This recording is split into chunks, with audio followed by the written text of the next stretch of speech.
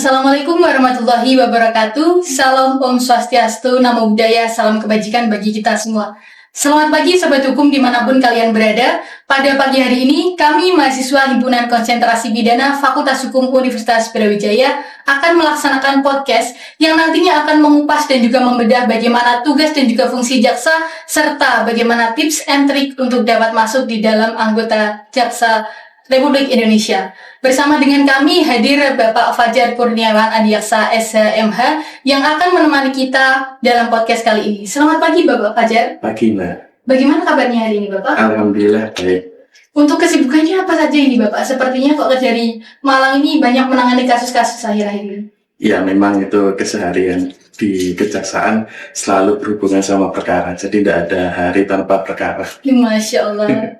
Selalu sibuk ya Bapak berarti? Ya ada aja kegiatan. Baik Bapak, karena kami mahasiswa hukum ini butuh arahan dan juga bimbingan Bapak untuk kedepannya setelah kami lulus dari Fakultas Hukum, profesi apa yang akan kita pilih nantinya, dan kebanyakan dari kami mahasiswa hukum ini banyak melahirkan lulusan-lulusan jaksa. Oleh karena itu kami sebagai calon sarjana hukum ingin mengetahui Bapak bagaimana caranya untuk dapat menjadi jaksa. Oleh karena itu apakah Bapak Fajar bisa menjelaskan apa saja tes-tes yang harus kita lalui untuk dapat bergabung dalam anggota Kejaksaan Republik Indonesia? Ya, saya jelaskan syarat menjadi jaksa untuk yang pertama itu adalah bergelar sarjana hukum. Jadi waktu ada nanti pendaftaran pembukaan CPNS itu bisa melakukan pendaftaran untuk formasi calon jaksa. Jadi nanti akan ada banyak sekali formasi yang dibuka oleh Kejaksaan Republik Indonesia. Salah satunya itu formasi calon jaksa. Di situ nanti bisa daftar dengan gelar sarjana hukum. Ada formasi umum dan juga ada formasi cum laude. Jadi untuk adik-adik yang ingin berkarir menjadi jaksa, tingkatkan kemampuan sehingga nanti waktu lulus bisa memperoleh predikat cum laude karena ada formasinya sendiri, ada prioritasnya. Kemudian nanti setelah mendaftar akan dilakukan pengetesan. Pengetesan yang pertama itu melalui sistem CAT. Itu sama semua ya untuk tes PNS, tes berbasis komputer. Itu terbagi menjadi dua, SKD dan SKB. SKD itu seleksi kompetensi dasar, itu terbagi jadi tiga. Ada TIU, TWK, TKP. TIU itu tes intelijensia umum, TWK tes wawasan kebangsaan, dan TKP tes kepribadian. Nah, masing-masing itu mempunyai bobot sendiri dan untuk dapat dinyatakan lulus tidak boleh nilainya di atas di bawah standarnya. Berarti ada kriteria. Ada kriterianya. Nah, yang tes intelijensia umum itu bisa dipelajari, kayak seperti deret angka, silogisme dan lain-lain. Tes wawasan kebangsaan itu terkait sejarah dan dasar dari Indonesia itu sendiri. Dan yang terakhir ini tes kepribadian. Ini saya sendiri juga bingung bagaimana cara menjawabnya, karena semua jawaban itu tampaknya benar. Tidak ada benar, tidak ada salah. Tidak ada benar, tidak ada salah. Jadi pokoknya dikerjakan sesuai dengan apa yang diyakini itu benar saja. Jangan terlalu dibingungkan. Tapi itu bisa dipelajari semuanya. Kemudian setelah lulus dari tes SKD ini akan dilanjutkan ke tes SKB. Seleksi kompetensi bidang. Jadi itu sama menggunakan sistem dari komputer, tapi pertanyaan-pertanyaannya ini terkait permasalahan hukum, seperti asas-asas, teori-teori, dan lain sebagainya. Itu berarti bentuknya soal ya Bapak? Soal pilihan ganda, betul. Nanti di komputer. Dan waktu kita mengerjakan itu tadi tes melalui sistem CAT, hasil nilai yang kita kerjakan langsung keluar, tampil di layar. Jadi, iya, saat mengerjakan langsung tampil. Jadi di luar tempat tes itu ada layar, jadi pengunjung atau keluarga yang ikut menemani itu bisa melihat skornya berapa. Waduh, langsung saat itu. Langsung ya. Terus kemudian kalau dari CAT-nya sudah selesai, kemudian akan dilakukan rankingan sesuai dengan formasi yang dibutuhkan. Semisal ada formasi kejaksaan, calon jaksa dibutuhkan 1000, Dikali 3 yang akan dinyatakan lulus dari CAT. Jadi 3.000. Itu perkalian 3-nya itu berdasarkan apa, Bapak? Langsung dikali 3 biasa. Memang Dari formasi yang dibutuhkan, semisal 1.000 calon jaksa, itu dikali 3 untuk peserta yang dinyatakan lulus dari CAT. memang langsung dikalikan Langsung kali 3. Nah, 3.000 yang akan dinyatakan lulus itu ditentukan dari mana? Kalau semisal yang daftar dan lulus CAT-nya lebih banyak dari itu, ditentukan dari perankingan. Ya, jadi nilai soal yang dijawab benar akan mempengaruhi hasil perankingannya tadi. Berarti meskipun kita sudah skornya sudah memenuhi, tapi ranking kita di bawah dinyatakan gugur, Bapak? Dinyatakan gugur, ya. Tuh. Kemudian kalau sudah masuk dalam peserta yang dinyatakan lulus dari CAT tadi, akan dilanjutkan dengan tes wawancara, tes psikiatris, terus juga ada tes kesehatan. Nah, yang tes wawancara ini nanti akan bertemu dengan para pimpinan yang ada di pusat maupun baik di Kejati maupun Kejagung. Akan ditanya langsung sama pimpinan. Kemudian tes psikiatri itu nanti ada wawancara dengan psikolog dan juga ada mengerjakan soal-soal psikotes gitu ya. Kemudian tes kesehatan. Kalau tes kesehatan ini yang dites bukan kayak fisik gitu ya, tapi seperti berat badan, tinggi badan, terus apakah di tubuhnya itu ada penyakit atau tidak gitu. Bukan yang harus berolahraga gitu, enggak. Untuk tes wawancaranya dengan pimpinan yang jenengan sebutkan tadi, itu materi yang diteskan apa saja, Bapak? Yang ditanya itu terkait penelitian dulu waktu masa S1, apa yang dilakukan penelitian. Tugas akhirnya itu ya? Tugas akhirnya, betul. Terus kenapa alasan masuk kejaksaan. Terus juga ditanya terkait isu hukum saat ini, baik itu di dalam negeri maupun di luar negeri. Kurang lebih seperti itu. Apakah ada perbedaan pertanyaan Bapak manakala yang mendaftar itu lulusan sarjana atau sudah magister? Apakah pertanyaannya sama? Bisa jadi, karena yang membuat pertanyaan adalah masing-masing pejabat itu tadi. Bisa jadi pejabat yang satu dan pejabat yang lain punya kriteria penilaian yang berbeda. Itu berarti satu orang ditanya dengan beberapa majelis penanya gitu, Bapak? Atau satu orang satu? Satu orang satu penanya? Satu orang satu penanya, jadi nanti bergiliran. Berarti setelah dari wawancara dari pimpinan kejaksaan itu lanjut ke psikiatri tadi, Bapak? Iya, dan tes kesehatan. Itu langsung jadi satu pengumumannya atau dari masing-masing wawancara? Pengumumannya langsung jadi satu. Cuma tes itu semuanya nggak satu hari, nanti beberapa hari kan lama. Ya. Pelaksanaan tesnya sendiri itu di mana, Bapak, kalau untuk wawancaranya? Tergantung nanti menyesuaikan ketentuan yang ada ya. Kalau saya saat itu tesnya di tingkat provinsi dikumpulkan di Kejaksaan Tinggi.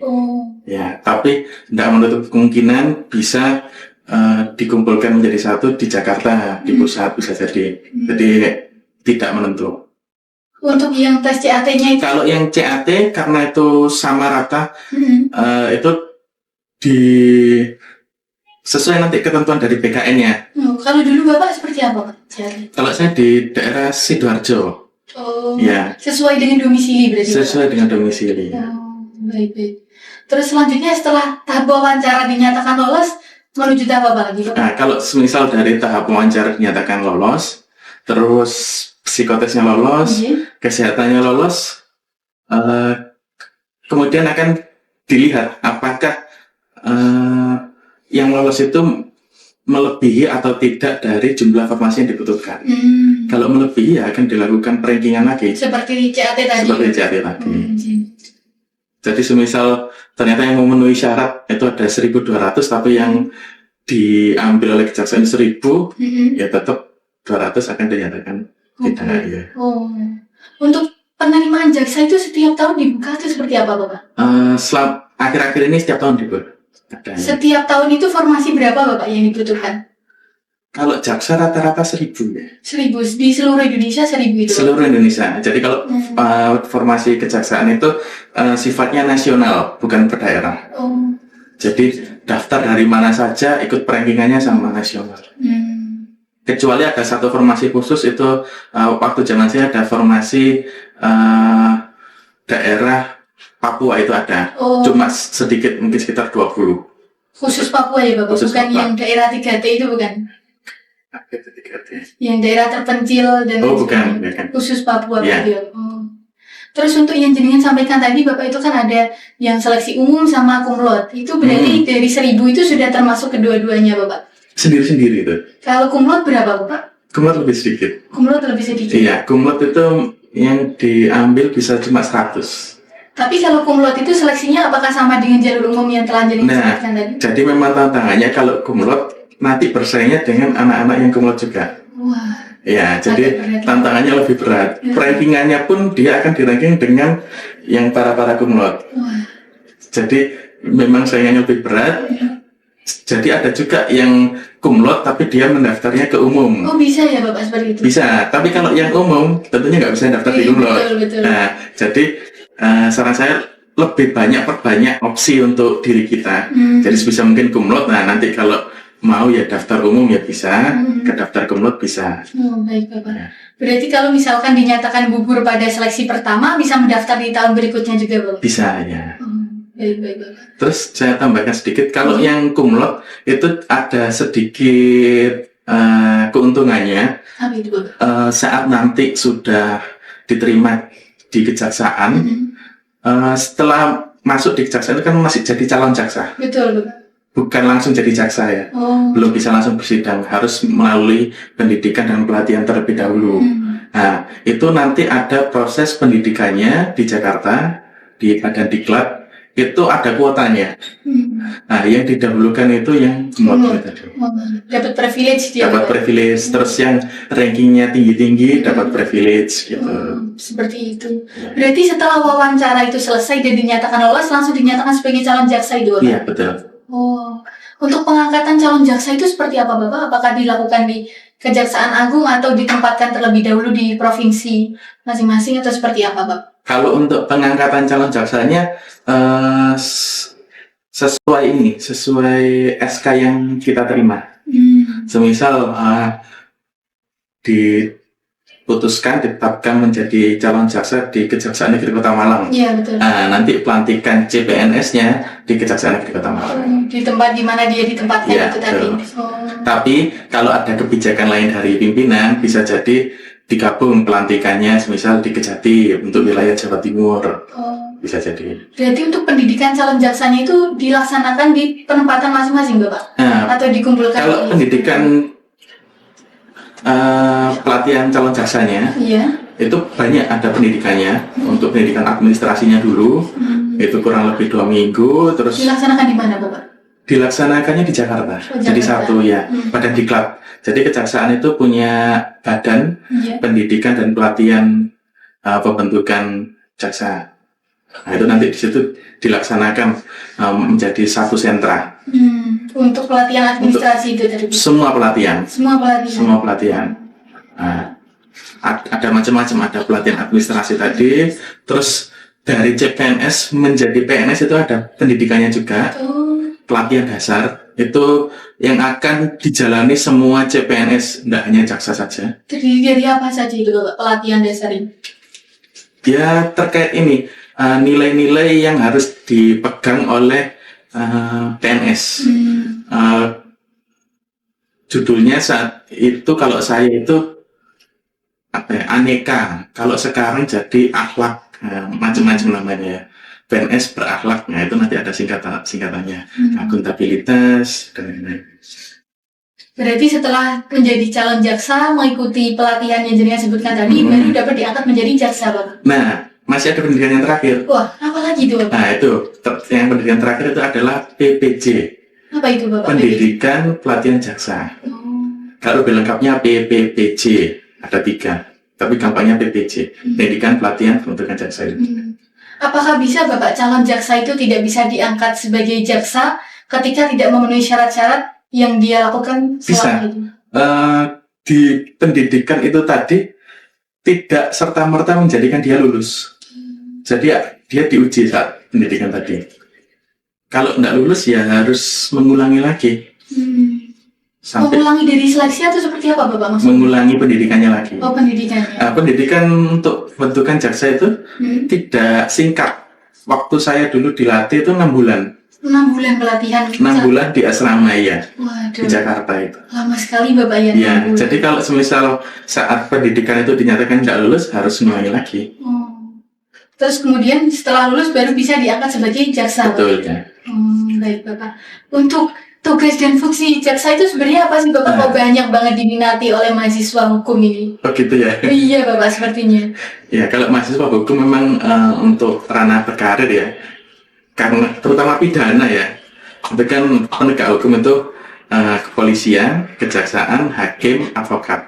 Kalau kepolisian kan jalurnya bukan dari sarjana hukum ya, Iya, ada akpol ya. Iya Bapak. Kalau yang dari sarjana hukum itu bisa mendaftar jadi jaksa, jadi hakim, bisa juga menjadi advokat. Betul. Kalau advokat tidak perlu daftar, buka kantor sendiri ya. Betul, Yang penting sudah ngikuti pelatihan advokat. pelatihan advokat PKPA ya. Iya betul. Kalau jadi jaksa sama hakim kurang lebih syaratnya sama. Syarat yang diminta itu bergelar sarjana hukum. Cukup dengan gelar S1 sudah bisa mendaftar.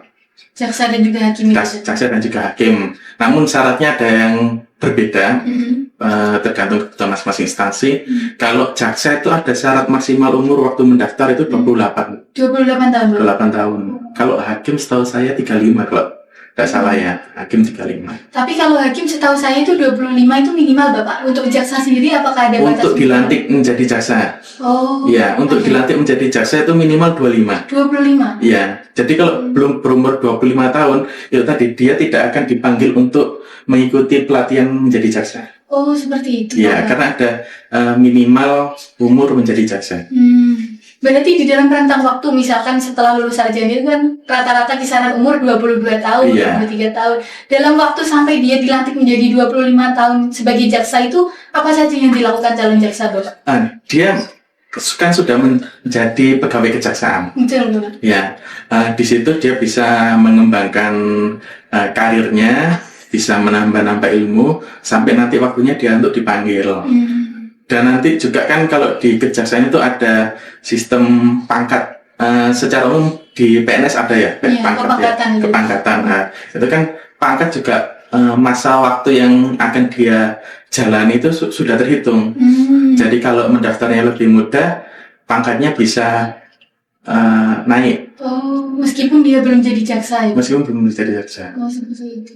Terus saya dengar itu kalau di kejaksaan itu ada yang namanya adi-adi jaksa ya Bapak? Adi-adi jaksa, betul. Nah itu seperti apa Bapak jaksa yang bisa menjadi adi-adi jaksa?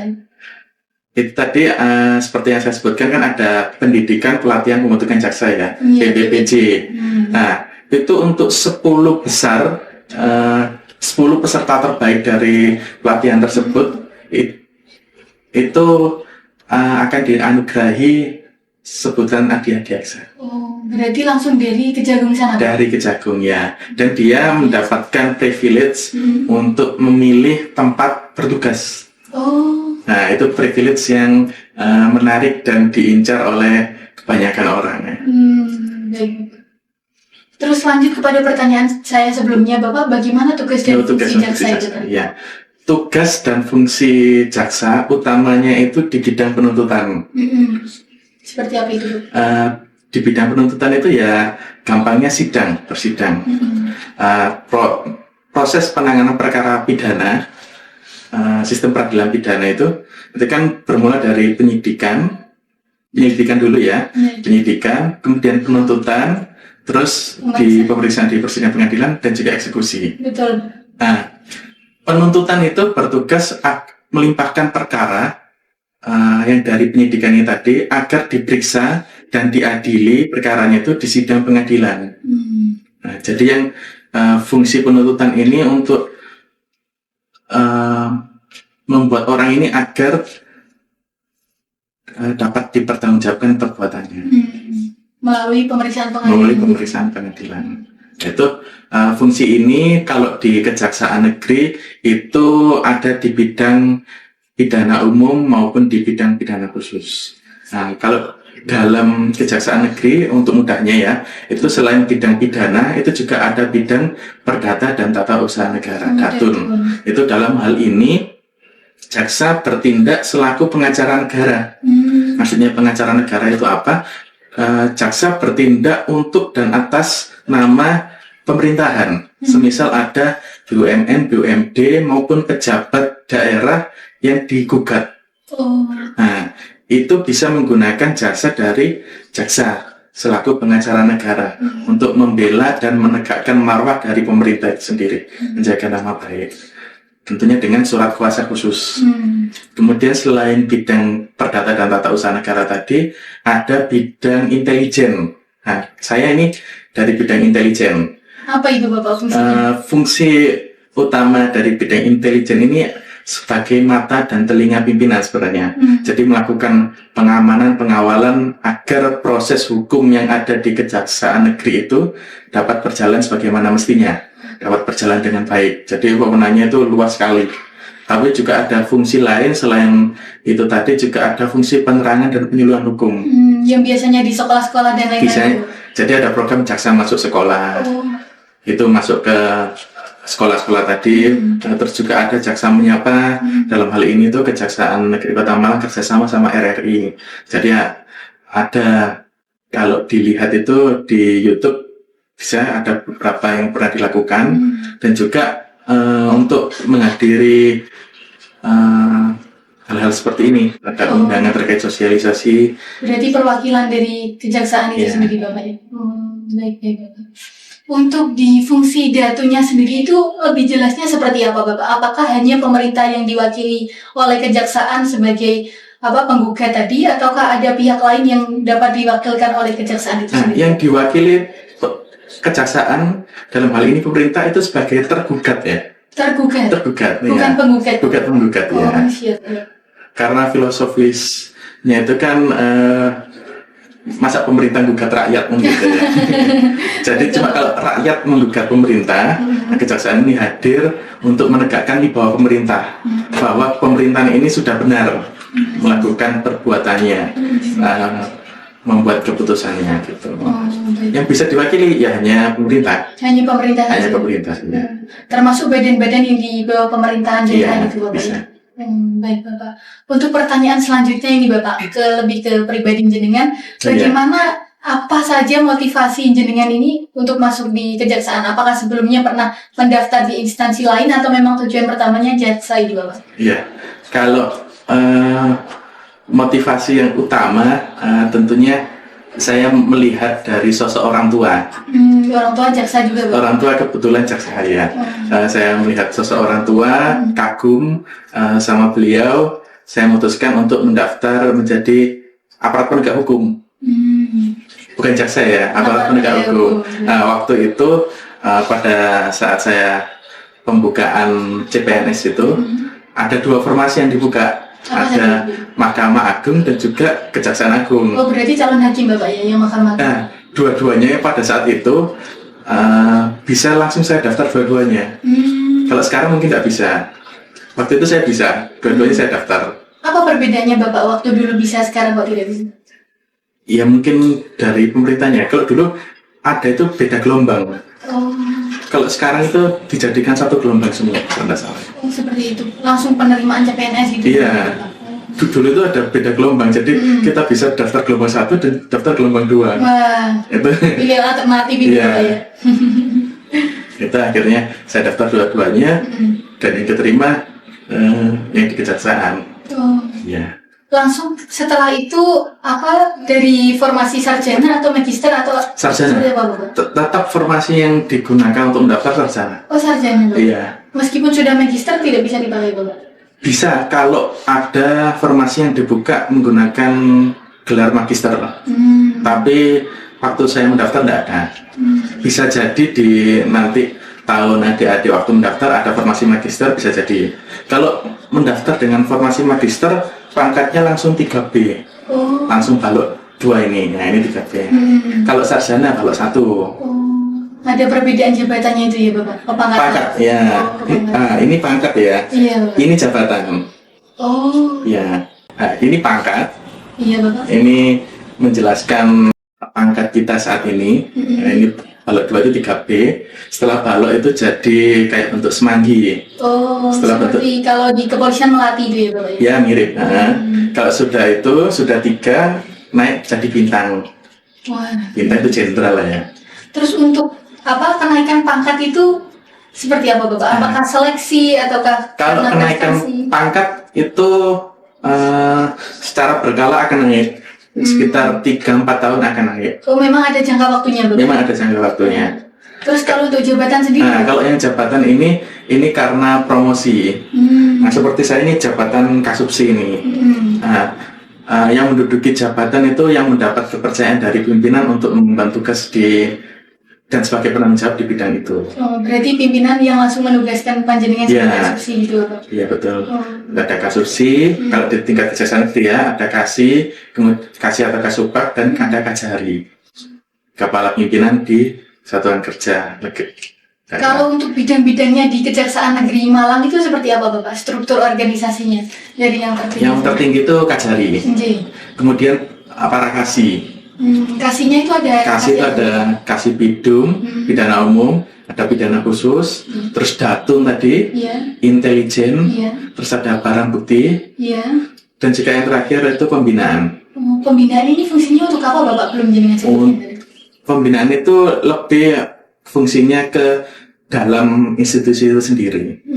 Jadi terkait pengurusan kepegawaian di dalam lingkup kejaksaan itu bagian pembinaan membidangi. Jadi fungsinya itu tidak ke masyarakat tapi ke dalam. Oh, kalau yang luar intelijen itu tadi Iya ya itu Bapak? tadi ya. Oh, baik Bapak. Terus setelah kasih-kasih itu ada struktur apa Nah, lagi? di bawah kasih itu ada kasubsi, Hmm. kepala subseksi. Terdiri dari apa saja Bapak? Macam-macam. Jadi di bawah kasih itu ada kurang lebih 2 kasubsi. Kalau perdata dan tata usaha negara tadi berarti ada kasubsi perdata, ada kasubsi tata usaha negara. Oh, sendiri-sendiri. Sendiri-sendiri ya, bidangnya. Kalau untuk intelijen? Kalau Bapak? intelijen pakai sandi, kasubsi 1 sama kasubsi 2. Waduh, keren ini Pak. Kalau untuk bidung Bapak kasubsinya Kalau terdiri bidung dari- ada pra penuntutan, ada penuntutan. Oh, para penuntutan berarti dari penyidik ke Betul kejaksaan ya. tadi Kalau ya, Pak? pra penuntutan itu kan masa bolak-baliknya perkara Betul. dari penyidik ke penuntut umum. Baik. Kalau penuntutan ini saat sidang sampai dengan akhir nanti dilakukan eksekusi pelaksanaan putusan. Oh. Itu fungsi dari bidungnya itu. Bidung. Hmm. Kalau di bidang lain ya kurang lebih ya seperti itu. Kalau untuk diferensiasi antara tindak pidana itu kan ada bidung sama pitsus Pitsus yang tadi. ada di kejaksaan. Iya. Itu tindak pidana apa saja yang ada Yang di masuk di pitsus, pitsus. bidung itu apa ya? Kalau pitsus dan bidung suatu instansi itu punya ketentuan yang berbeda ya. Baik itu di tingkat penyidikan di kepolisian, di tingkat kejaksaan maupun di tingkat pengadilan. Registernya beda-beda. Kalau untuk di kejaksaan? Kalau di kejaksaan, pitsus itu terkait tindak pidana korupsi, perpajakan, ya juga itu masuk pitsus. Selebihnya masuk tindak pidana umum. Oh, berarti cuma 3 itu saja ya? Ya, Pak, yang kalau pitsus? di pengadilan kita lihat dari registernya di putusannya itu perkara narkotika pun sudah masuk pidana Pitsus. khusus Iya, ya, betul, pitsus. Pak. Nah, tapi kalau di kejaksaan itu masuk bidung, Oh, yang menangani berarti jaksa bidung gitu. Pak? jasa bidung ya. Untuk pembagian tugas dari jaksanya itu seperti apa Bapak? Apakah jaksa pitsus bisa menangani bidung, bidung bisa menangani pitsus, atau seperti apa Pak? Kalau untuk pembagian tugasnya itu tidak tertutup dari kotak-kotak yang ada. Oh. Jadi pembidangan itu bukan yang secara keras membagi ya, tapi lebih ke pelaksanaan fungsi yang khususnya gitu. Tapi dari jaksa di bidang lain itu bisa melakukan pekerjaan jaksa di bidang yang satunya. Karena jaksa pada dasarnya itu mempunyai kewenangan terhadap semua hal itu. Berarti atas perintah pimpinan? Atas perintah pimpinan. Contoh saya di intelijen ya, tapi saya juga tetap menangani perkara pidana, tetap melakukan sidang. Yang penting dari kepala kejaksaan menugaskan saya sebagai jaksa dalam perkara tersebut. Itu kalau suratnya itu P16. P16 namanya? P16, surat penunjukan penuntut umum. Nah, kemudian terhadap atas dasar surat itu saya berwenang melakukan pemeriksaan penelitian terhadap perkaranya. Kalau kita belajar itu kan ada yang namanya jaksa peneliti sama jaksa penuntut, Bapak. Iya, betul. Itu apakah bisa satu orang bertindak sebagai jaksa peneliti Bisa. sekaligus penuntut? Bisa ya. Oh, bisa, Pak. Itu sebenarnya kenapa ada istilah-istilah itu untuk memudahkan kedudukan jaksa saat itu sebagai apa. Kalau jaksa peneliti artinya perkara itu masih di tingkat penyidikan, masih pemberkasan. Jaksa masih melakukan penelitian terhadap berkas perkara. Makanya sebutannya jaksa peneliti. Tapi kalau disebut sebagai jaksa penuntut umum, artinya perkaranya sudah disidangkan. Jaksa bertindak sebagai penuntut umum. Nah, begitu juga kayak di bidang tadi Datun, jaksa pengacara negara. Jaksa pengacara. Iya. Kalau di dalam Orangnya sama saja. Oh. Iya. Kalau di dalam persidangan itu Bapak, kan kadang-kadang kami melihat di dalam persidangan itu ada yang suatu kasus ada jaksanya 2, 3, Oh, iya. kadang-kadang juga ada 1. Itu penugasannya seperti apa, Bu? Apakah tergantung kesulitan kasusnya atau seperti apa? Ya, bisa jadi. Tapi yang mendasarkan jaksa untuk bersidang itu ada surat penunjukan jaksanya lagi. Di dalam P16 tadi, kalau sudah sidang berubah menjadi P16A, itu biasanya terdiri dari 2 orang jaksa. So, 2 orang jaksa? 2 orang jaksa yang bertugas bertanggung jawab terhadap perkara itu. Tapi bukan serta-merta bahwa jaksanya hanya orang itu.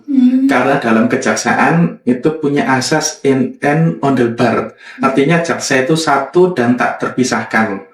Maksudnya gimana? Jadi jaksa ini kan pada dasarnya merupakan perpanjangan tangan dari jaksa agung. Jaksanya ada di semua wilayah. Berbeda dengan hakim ya. Hakim itu kan independen. Setiap hakim berdiri sendiri. Kalau jaksa enggak. Jaksa itu pada dasarnya satu. Jadi kita mewakili sidang siapapun itu bisa. Selama itu dilakukan penunjukan. Dari pimpinan. Dari pimpinan. Nah, jaksanya waktu sidang bisa 2, bisa 3, bisa 10, ya kan? Atau bisa juga 1, itu terserah. Pernah ada Pak sampai 10 jaksa itu? Bisa jadi perkara-perkara yang viral yang pernah masuk di TV, itu kan jaksanya banyak tuh yang hadir di persidangan. Saya kira cuma ada batasan 5 atau berapa? Batasan tidak ada. Ya kayak ini, batasan. advokat waktu mendampingi terdakwa bersidang, apakah ada batasan seberapa banyak advokat? Belum ada. Tidak ada. Ya kalau advokatnya banyak ya silakan. Yang penting ruang sidangnya cukup. Selama jenengan jadi jaksa ini Bapak, apakah ada suatu perkara yang menurut jenengan menarik yang teringat sampai sekarang? Dan juga apakah ada tantangan dalam kasus-kasus yang pernah jenengan tangani sebelumnya Pak? Perkara yang menarik. Kalau perkara yang menarik, saya pernah ini nyidangkan orang gila. Iya. Masya Allah. 2 kali. Di mana itu Pak? Waktu di mana? Di Kalimantan pernah, di Batu pernah. Ini kan sebenarnya menarik. Kenapa kok orang gila bisa sampai dibawa ke persidangan ya? Padahal kalau kita lihat ada alasan pemaaf, harusnya orang gila itu tidak dapat dipertanggungjawabkan perbuatannya ya. Betul, Bapak. Tapi sama saya sidangkan. Kok bisa itu seperti apa Bapak? Saya sidangkan, tapi dia tidak saya pidana. Jadi di tuntutan saya itu, saya nyatakan dia itu memang bersalah, tapi dia tidak dapat mempertanggungjawabkan perbuatannya, karena dia di situ tidak ada niat jahatnya kan, karena gila, cacat pikirnya. Jadi saya tuntut agar dilakukan rehabilitasi. Nah, itulah kenapa alasan saya terhadap orang gila tadi itu saya sidangkan. Kenapa kalau sudah dilakukan putusan rehabilitasi, itu kan jelas pembiayaan dan penanganan terhadap orang tersebut. Atas dasar putusan, ya dibiayai negara rehabilitasinya. Saya meletakkan, masukkan ke rumah sakit jiwa Lawang. Gitu. Sementara kalau perkaranya dihentikan di tingkat awal karena misal jiwanya cacat, bisa jadi dia tidak dapat perawatan. Seperti itu Bapak. Ya, pertimbangannya seperti itu. Itu yang menarik. Kalau yang di Kalimantan tuh lebih kasihan ya. Jadi seorang ibu membunuh anaknya. Ya Allah. Karena alasan ekonomi, ditinggal suaminya mati, dia itu jadi stres. Gitu. Berarti gila juga ya Bapak? Memenuhi alasan pemaaf harusnya. Iya. Jadi saya tuntut untuk dilakukan rehabilitasi. Dan sama hakim setuju dengan tuntutan saya. Itu yang menarik ya. Terus kalau yang kita rasa mendapatkan bisa bertindak sesuai keadilan itu saat melakukan ini. Sekarang itu akan ada dikenal restoratif justice, RJ ya. Jadi RJ itu penghentian penuntutan atas dasar adanya perdamaian antara pelaku dengan korban. Nah, di situ jaksa itu bertindak sebagai fasilitator. Kita pertemukan antara korban sama pelaku untuk bersama-sama mencari penyelesaian yang terbaik bagi kedua belah pihak. Karena kalau kita pakai penghukuman yang konvensional, ini kan pelaku dipidana, pelaku dihukum. Betul. Tapi bagaimana dengan korban? Korban kan nggak pernah dilihat ya. Betul. Nah, kalau di RJ, korban itu dilihat. Nah, Pak, gimana ini baiknya? Semisal dia mau minta ganti rugi, bisa langsung disampaikan ke pelaku. Dan di situ saya sudah beberapa kali melakukan RJ, berhasil mendamaikan kedua belah pihak. Itu rasanya menyenangkan. Karena gitu. Iya betul, karena biasanya itu menghukum orang, ini mendamaikan itu rasanya asik gitulah. Itu hal-hal yang berkesan bagi saya. Kalau tantangan sendiri? Kalau tantangan, kalau bertugas sebagai jaksa, tantangan terbesarnya itu kita kan bertugas di suatu daerah berdasarkan surat keputusan SK. Tidak bisa memilih itu tadi ya, Bang? Ya, kalau kita ditugaskan jauh dari keluarga, itu tantangan terberatnya menurut saya di situ. Oh, jauh dari keluarga. Jauh dari keluarga, ya betul. Saya pernah tugas di Bali, tapi waktu itu masih bujang ya, jadi mungkin masih tidak terasa. Di Kalimantan, nah itu sempat jauh sama keluarga itu, ya di situ ada rasa kangen dengan rumah. Waktu itu tapi sudah ada itu ya Pak, teknologi video call dan lain sebagainya. Sudah ya, saya tidak setelah itu. Ya disitulah kita harus tetap bertugas secara profesional meskipun jauh dengan keluarga. Di situ tantangannya kalau kangen sama rumah itu kan kita harus pulang, harus menyempatkan waktu, tenaga juga biaya. Iya, apalagi sejauh Kalimantan. Iya betul. Dan paling seminggu cuma Sabtu Minggu ya. Sabtu dipakai perjalanan, Minggu sudah balik. Jadi disitulah tantangan terberatnya. Untuk kasusnya sendiri apakah tidak ada tantangan? Kalau untuk penanganan kasusnya saya rasa tidak ada sih, karena kalau kita melakukan penuntutan sebagai jaksa itu banyak pedoman-pedomannya. Jadi Kejaksaan Agung, Pak Jaksa Agung itu sudah mengeluarkan banyak pedoman yang bisa kita ikuti. Seperti kita melakukan penuntutan itu ada pedoman tuntutan. Jadi terhadap orang yang seperti ini tadi kayak gila itu dituntut ada pedomannya. Apakah tidak ada ancaman kalau misalkan jenengan menyidangkan suatu perkara yang dimana orang tersebut memiliki banyak rekan yang mafia dan lain sebagainya itu Bapak? Selama saya bertugas tidak ada, tapi kalau saya dengar cerita dari rekan-rekan atau senior itu ada yang pernah mengalami hal seperti itu.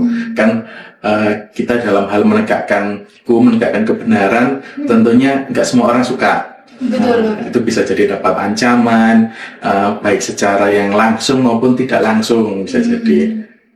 Kan banyak daerah yang juga mengenal istilahnya itu black magic gitu ya. Betul, Bapak. Ya, tapi kalau saya alhamdulillah sampai saat ini saya rasa belum pernah saya alami. Semoga tidak pernah. Ya, semoga tidak pernah. Iya, Bapak. Terus kemudian lanjut ke pertanyaan saya selanjutnya Bapak mengenai yang akhir-akhir ini ramai di media sosial bahwasanya kejaksaan ini minta perlindungan dari TNI. Oh, iya. Nah itu apakah merupakan bentuk ancaman yang harus dijaga oleh kejaksaan itu sendiri Bapak, mengingat instruksi dari Presiden Prabowo bahwasanya kejaksaan ini sebagai ujung tombak untuk menangani kasus korupsi Bapak? Ya, sebenarnya bukan minta perlindungan ya, karena sudah sejak lama mungkin 3 atau 4 tahun lalu sebelum zaman Presiden Pak Prabowo ini, kejaksaan itu sudah kerjasama dengan TNI. Bahkan di lembaga kejaksaan, pimpinan kejaksaan itu kan Jaksa Agung. Di bawah Jaksa Agung itu ada Jaksa Agung Muda. Itu ada Jaksa Agung Muda bidang militer. Oh, Jampit Mil. Yang diisi oleh anggota TNI. Iya, jadi sudah ada sinergi dari kejaksaan dengan TNI itu. Jadi di di Kejagung, di tingkat Kejagung maupun di tingkat Kejati itu sudah ada memang anggota militer yang bertugas sebagai anggota kejaksaan. Iya, jadi sebenarnya saya rasa ini bukan hal yang baru. Ini sebenarnya merupakan rangkaian dari sinergi yang ada sebelumnya. Memang berita-berita tersebut kan untuk memanaskan saja Ya, gitu bisa ya, jadi. Dan memang kalau saya lihat di era Pak Prabowo ini memang lebih menggunakan kejaksaan sebagai alat penegakkan hukumnya. Kalau saya rasa seperti itu. Terus bagaimana tanggapan jenengan tentang netizen-netizen yang atau pakar-pakar hukum yang mengatakan bahwasanya terdapat situasi memanas antara Kapolri dengan kejaksaan itu sendiri, Bapak? Saya nggak menanggapi netizen ya banyak. Saya pernah waktu itu yang perkara orang gila itu ya, pernah di repost sama Radar Malang di Instagram. Itu yang komen nggak semuanya positif. Padahal maksud jenengan itu baik. Ya, itulah kalau ngikuti netizen kan kita netizen macam-macam ya. Maksud baik bisa jadi ditangkap buruk oleh netizen. Betul. Iya, maksud saya merehabilitasi, tapi netizen, kalau seperti itu mending pura-pura gila aja, nggak bisa dipidana. Ya nggak apa-apa kalau mau pura-pura gila sampai RSJ Lawang nggak apa-apa. Dikira di RSJ itu enak mungkin pakai dipidana. Itu saya pernah nyoba masuk itu kamarnya ini loh ada dindingnya itu empuk-empuk gitu. Oh, untuk kedap suara gitu Bapak, atau seperti apa maksudnya? Biar tidak melukai diri. Oh. Iya. Jadi ruangannya seperti itu. Untuk yang terpidana narkotika itu rehabilitasinya dilaksanakan di mana? Itu juga bisa dilakukan di rumah sakit jiwa karena di situ ada tempat rehab. Itu ruangannya beda dengan yang orang gila ya, beda. Tidak disatukan. Kalau rehab narkotika itu memang kita kerjasama harus bisa dengan BNN, bisa dengan rumah sakit kalau sudah putusan. Bapak mengakhiri pertanyaan dari kami, apa saja tips dan juga trik kemudian nasihat-nasihat dari jenengan agar kita itu dapat lolos sebagai jaksa? Tips dan trik ya. Tentunya tugas utama adik-adik yang sedang kuliah itu tugas utamanya ya dengan belajar, kemudian selesaikan skripsinya dengan baik. Kalau bisa lulus cepat, kalau bisa lulus kumlot, ya lulus kumlot. Karena bekal itu bisa adik-adik pergunakan waktu untuk melakukan pendaftaran, pasti akan berguna. Dan tentunya juga kita harus taat dan menghormati, berbakti kepada orang tua. Karena dari ridhonya orang tua, doanya orang tua, kita bisa jadi manusia yang berhasil. Yeah. Terima kasih Bapak Fajar atas podcast yang telah jenengan sampaikan pada hari ini. Terima kasih juga kepada pemirsa. Silakan dinantikan untuk podcast kami selanjutnya. Terima kasih, selamat pagi dan sampai jumpa.